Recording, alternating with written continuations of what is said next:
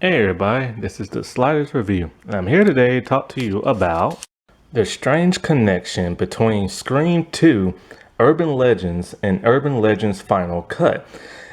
It's kind of weird, because Urban Legends, the slasher movies, they owe a lot to the Scream movies, and of course they owe a lot to like the Halloween movies and stuff.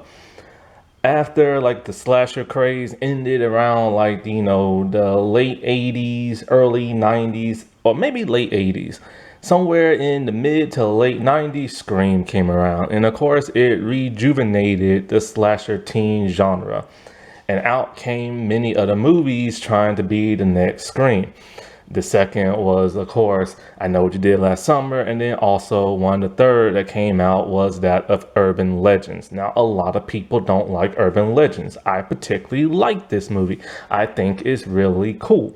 A lot of people complain and moan and groan talking about like, oh, movies aren't original and they just copy from one another. Well, Urban Legends was pretty original in the theme. The slasher based the killings off of urban legends. That how much more original can you get? It's not as glory and bloody as like Scream, but they're pretty good. And the first one was pretty well written for the most part. The second one doesn't really feel like a slasher. It's direct to DVD. It feels more like a detective movie, but I still like it. It's just strange that the killer just randomly shows up and has all this stuff happening pretty conveniently. But other than that, it's a pretty decent like slasher movie flick you can just watch and like enjoy. They're not overly complicated and stuff like that, but there is a strange connection when it comes to that of the Scream movies, and that are three of the stars from Urban Legends. In Scream 2, we are introduced to a character who has no name, but he is played by Joshua Jackson. And he basically just has a cameo. And he's in like Randy and Mickey's like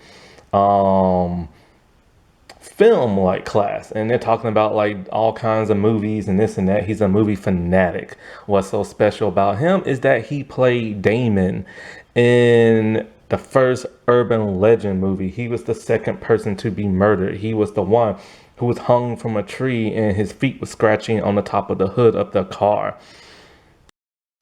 Also in Scream 2, we get a sorority girl. We don't know her name, but like she pops in and out the Scream 2 movie like constantly. And at one point you think she might be a killer, her and her friend, because they show up after somebody got like murdered.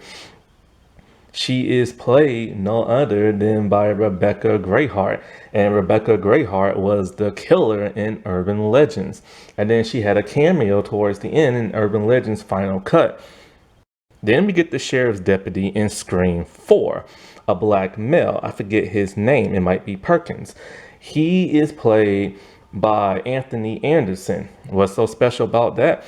Well, if you watch Urban Legends Final Cut, then you know he played a sophomore in the movie and he ended up getting electrocuted in the movie.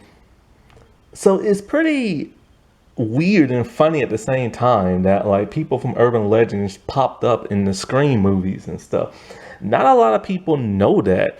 Some do, some don't, but it's a really funny connection.